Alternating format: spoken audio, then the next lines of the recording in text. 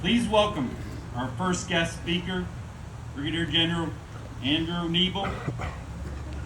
Welcome, General.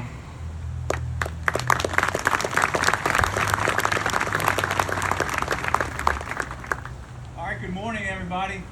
Thank you all for coming out here today. We got a great crowd. We got the young, the present, and the salty here this morning. So thank you all for coming out. It is really an honor for me to speak, and I know, on behalf of all Marines today. There's some really distinguished guests. A lot of you are in the crowds today and could write books about your life. Today on our flanks we have young corpsmen in the making, students at Field Medical Training Battalion who are going to be FMF corpsmen. And for those of you that are out here that have little experience in supporting Marines, or those of you who are destined to support jarheads in the future, I want you to especially listen up to what I have to say today. I'm going to speak kind of broadly, but I've got some messages that I want you all to never forget. A corpsman is a Marine secret weapon. Most Marines don't know this or won't admit it, but a corpsman is. Marines love to talk about boldness and audacity. Marines think about things like violence of action when the fight's on and bravery in the face of danger. And Marines take calculated risks that most people don't quite understand.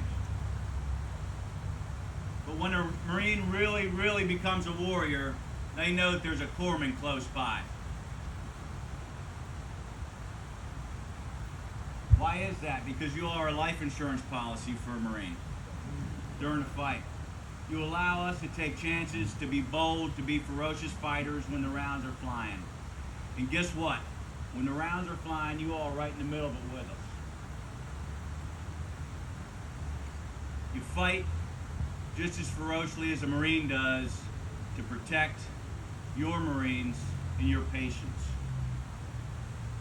I've seen this in Afghanistan firsthand. My corpsmen became so invested in those that they were there to protect that you could not have split that bond with an axe. There was absolutely no way. They had each other's back. They would have died for each other. And you may see that in today's memorial that we're going to unveil. Knowing that a corpsman has your back builds a huge sense of trust, especially in small units. Without this trust, it doesn't work. That's the key ingredient. And trust is only earned by action. It's not something you want or really hope for. It's something you earn. And when you achieve that trust, you've got a powerful bond that has just created the most lethal warfighting effectiveness you can on the battlefield. That shared trust is so important, and that's why corpsmen live, eat, breathe, and sleep and are in the trenches with Marines. It's a shared hardship that starts creating that bond. I've got a quick story that I want to relay to you that I think is appropriate for today. I was a combat engineer and a battalion commander in Afghanistan in 2010, and part of my battalion was operating in the bloodiest battleground in that country, up in the Helmand River Valley. It was a place called Sangin. Sangin had about 30,000 inhabitants in Helmand province. It was situated in an area called a green zone, which is a fertile agricultural zone because the Helmand River Valley was close by.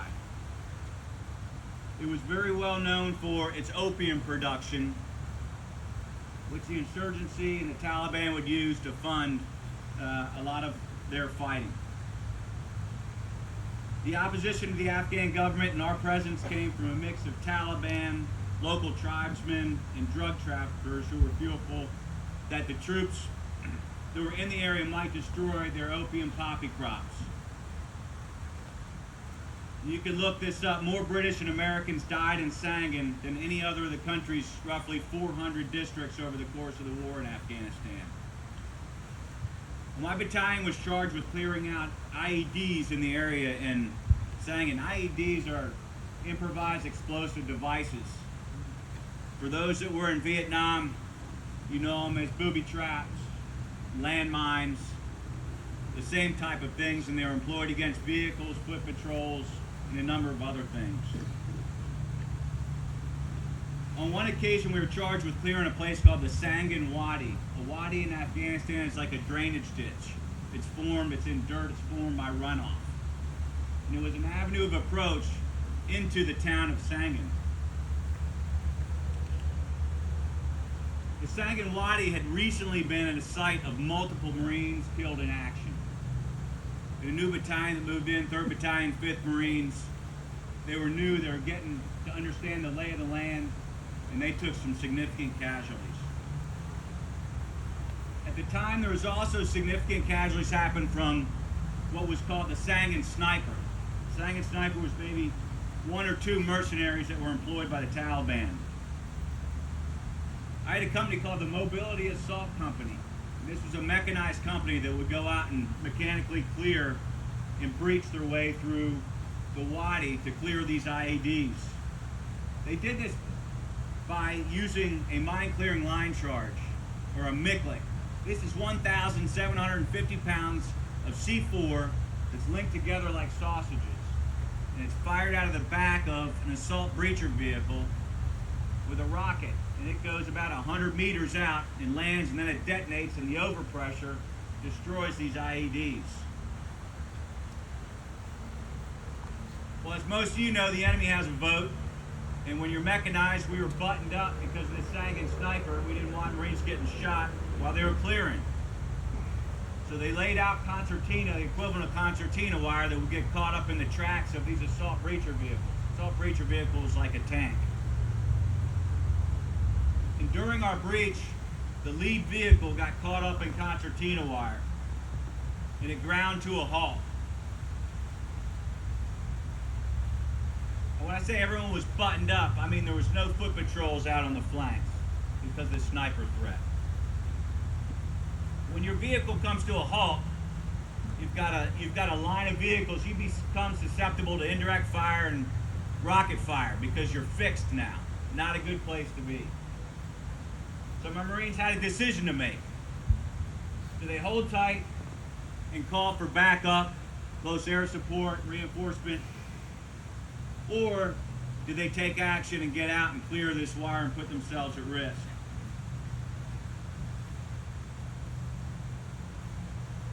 Sergeant Dixon, the lead assault breacher vehicle, didn't hesitate. He popped the hatch and he got out with a pair of bolt cutters and started cutting out this concertina wire that was caught up in his tracks. He got it free. He's climbing back up on his assault breacher vehicle, and he's getting back in the hatch, and right before he closed that hatch, he felt what he described like a bee sting in his chest. And he looked down at his flak, and he just saw a little bit of fabric that was torn, kind of flipped up. And as he got in, his buddy said, "Hey man, you all right?" He goes, "Yeah, I think I just got stung by something now." And then a few minutes later, his buddy saw we were in desert cami, just like our corpsman in the making are. Saw blood coming down the side of one of his blouses. And then he called for corpsman up.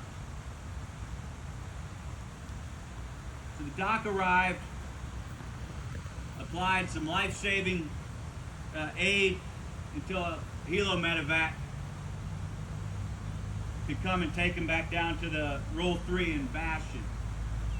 I was down in Bastion at the time. This was at headquarters. And all my any Marine that got injured or got medevaced in, I'd meet him at Bastion, right at the helo pad. And Sergeant Dix was there. I was escorting him into the Roll 3 before he went into surgery. And thank the Lord, that round did not hit his heart or a major artery. It did go through his lung. He'd be okay. So I later asked Sergeant Dix when he was in bed recovering, I said, "Sergeant Dix, why didn't you get out of your vehicle knowing that there was a sniper threat in the area? Why didn't you just wait for backup?" And he said, sir, we didn't have the time to do that. And besides, I knew if something bad happened, Doc had my back.